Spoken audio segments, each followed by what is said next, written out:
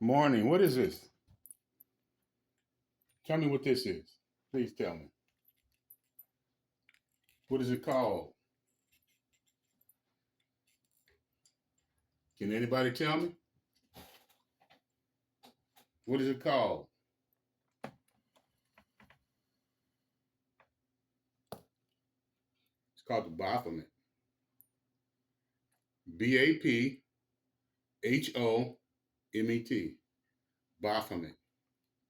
It's a sign of the devil. It's called the Baphomet. It's the devil. It's the representation of the devil on earth. It's not how he really looks, but that's how he represents himself on earth as a goat. Jesus says, and I don't know how many times I got to tell you this, my sheep on the right and my goats on the left. Goats on the left going into eternal fire. My sheep on the right are coming into my joy. How many times I got to tell you this? You may be happy now with a few dollars in your pocket, turning gay. Gay is the army of the Antichrist. This is going to be the head of the Antichrist. And what is he? What is he? I'm not going to keep you long. I just want to give you a little bit of discernment, a little bit of knowledge, so that you won't skip over it, so that you won't go to hell with all these college Freemasons and sorority women. They're devils, and they make devil signs. Watch their signs on their fingers. Devil signs. What is this? This is a trans. Breasts, and that rod there, that's a penis. And he's also represented as Pan, P-A-N. Look that up. The Pan Man, the goat Pan Man. Look that up. And he'll be having sex with a goat. If you look up the Pan, and you know the Catholics has some kind of Pan thing. I don't understand what that means. I'm not going to talk about it right now. I'm going to look it up. But I was in a Bible study, and they was talking about Pan. And it's some kind of Pan holiday. And I was like, okay, well, you know there's another Pan, and it's a goat having sex. A goat, half man. He's half man on top, half goat on the bottom. And his penis is always sticking out. And he has sex with goats. Has sex with animals. So this represents a bestiality. It represents trans. It represents homosexuality. Just everything sexual that there is. God says once you know the knowledge of him and you get caught up in this again, deep, he says you can't come back. That's another unforgivable sin. Because sex is bigger than heroin. Sex is bigger than cocaine. Sex is a multi-billion-dollar, not a trillion-dollar industry. Because it feels good. You see what I'm saying? Because it feels good. Drugs, because they feel good. Drinking, because it feels good. Overeating, because it feels good. Yelling and making people thinking you the best, you the strongest, because it feels good. God says you have to carry your cross. If you don't carry your cross, you're not going into where God is. You're not going to be in heaven. You're not going to where God is. To put it simple. This is pain. This is the goat. The goats will be on my left. The goats are Freemasons and sororities. But you're going to still be a Freemason and sorority. You know why? Because it's fun. But God says you have to carry your cross. What does that mean? To carry your cross. To carry your cross means I'm going to give up the things that I feel good in, my wicked pleasures, my wicked idols that I put up in front of you, Lord. All my drinking, all my gossiping, all my sex, all my evil things that I made idols, evil talk, mean all the time. That's an idol. To make people think you on top of it all. That's pride. You can't come at people with nice, kind words. This is the sexual revolution here. This is why everybody in Atlanta turning homosexual. Because it feels good. And then they drink. Oh, that feels good. Then they overeat. Oh, that feels good. But God said you got to carry your cross. You have to carry your cross. We all have to carry our cross. You don't know how soon God is coming. You know He's right at the door. He's right at the door. It's going to end in one day. Your money is going to be gone, and you're thinking you're going to the baseball game. And then you're going to say, oh, God, where are you? When Noah was standing outside the ark and the rain started, God told him, Noah, it's time to get on the ark. Nobody was dead. Nobody was dead. If people lived on other parts of the country, nobody was dead.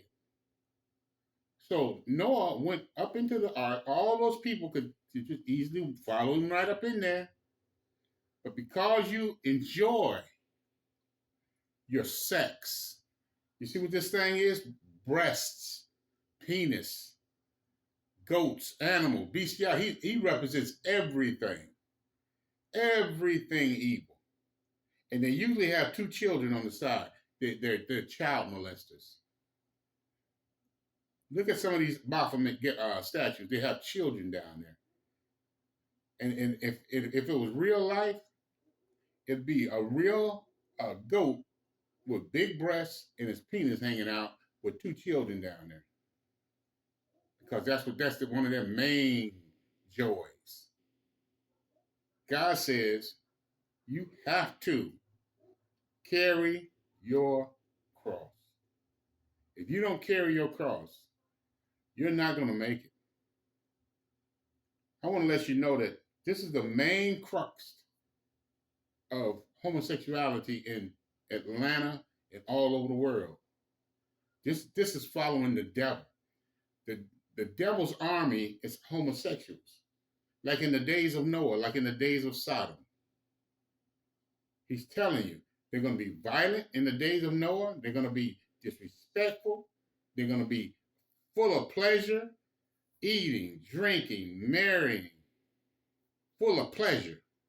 But they won't put that pleasure down if they find Christ. It's up over everything. That pleasure is up over everything. Sodom, sexual pleasure. It's all here. Violence. These black women are fighting like crazy because they watch too much of these shows, these Maury Poviches and housewives and all of this mess. We're supposed to fight each other like that. And they're following the beast, which is a government, which is what the beast like, what the beast put on TV, and what you watch and you follow. You're supposed to follow the Bible. Not the world, not traditions. Not the traditions of men, but the traditions of God. This is everything. Satan, the goat on my left, the Freemasons and the sororities. These people don't care about you. And all of our black leaders were Freemasons. Every last one of them, even Martin Luther King. Freemason. All of them. If they up in power, because the devil owns everything. If they're up in power, they agreed to something. Even when they're trying to act like they're fighting for us, they're still against us. That one woman that fights in Congress, a black woman, They said we want to see if we can give everybody $5,000, but they said they assigned her to fight that. They assigned her Freemason butt to talk against it. Not some white man when you say, oh, racism. They assigned her, what is her name? She's in Congress and she's always on TV. She's always fighting for so-called black people. But they said they want to give everybody $5,000. The black community $5,000. She said, oh, they don't need that. They don't need your pity. See, they set her up to fight for that. They pay her to fight for them, but looking black. Homosexuality is the army of Satan. Let go by God. Let me show you the idol that all preachers, all Christian preachers must bow down to. You must bow down to this. Shadrach, Meshach, and Abednego, they stood up when they said bow. They could have easily said, I'm tying my shoe because they're scared of the outcome, which is being thrown in the fire. They could, I'm tying my shoe. You're bowing down because they said bow down. They didn't say for what reason that it's too much. Bow down because Yeti did. They said bow down because we want you to worship this. So if you bow down at that point,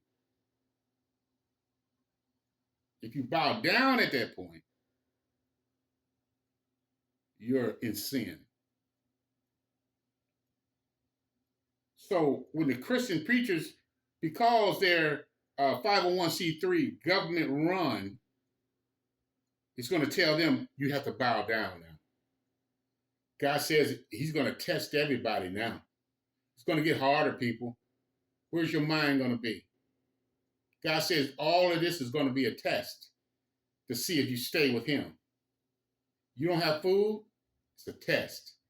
You're getting thrown in jail? It's a test. You're about to get killed? It's a test to see if you deny him, if you love him or deny him. So they're going to tell these preachers, bow down. And they're going to say, like I'm talking about the Shadrach, Meshach, and Abednego, oh, let me tie my shoe. Then when you get down there, oh, God, forgive me of my sins. Forgive me, Lord, of my sins. I don't mean to bow. I'm not bowing to that, Lord. Yes, you are. And so the preacher's going to make an excuse, flattery. They're going to say, they're going to make them have a homosexual preaching in their churches. And you know what they're going to say? They're going to say, you know what? We're going to bring them here to let them tell their point. Let them speak their point. And we got a point. We got God, right? And all the women, yes, Lord, yes, Jesus. They're going to shout, no. Speaking in tongues. Oh, shouting out there. Foolishness. They're going to bring homosexuality. They're going to bring an abomination into the church. This is abomination, right? What was the first abomination? God said the pig is an abomination. And it was slaughtered on the altar by force. They had to do it. They didn't have to. They could have died, which would have been what God wanted. Or God would have let them live. Now, they're going to tell these preachers, you have to do this. And they're going to say, we're going to bring them here to just let them say their point, make their point, and then we're going to tell them about Jesus Christ. You don't bring homosexual men in dresses. You don't bring that filthy garbage into your church and have us stand up there preaching to your people. But they're going to make some good, flattering talk about how this is good for the people to know their side. And then, but they making them do that. You have to do this in order to get your money. Why? Because the root of all evil, the love. And the root of all evil is the love of money. And they're going to do it. And they're going to do it. Let me show you this. Let me show you this here.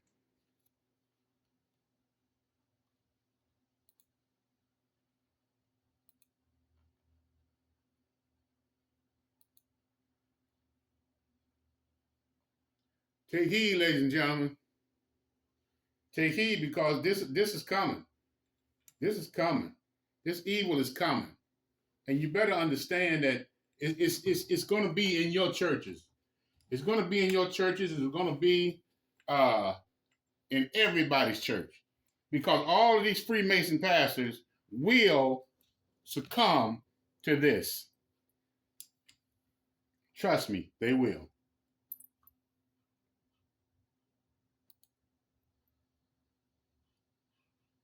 So hello, everyone.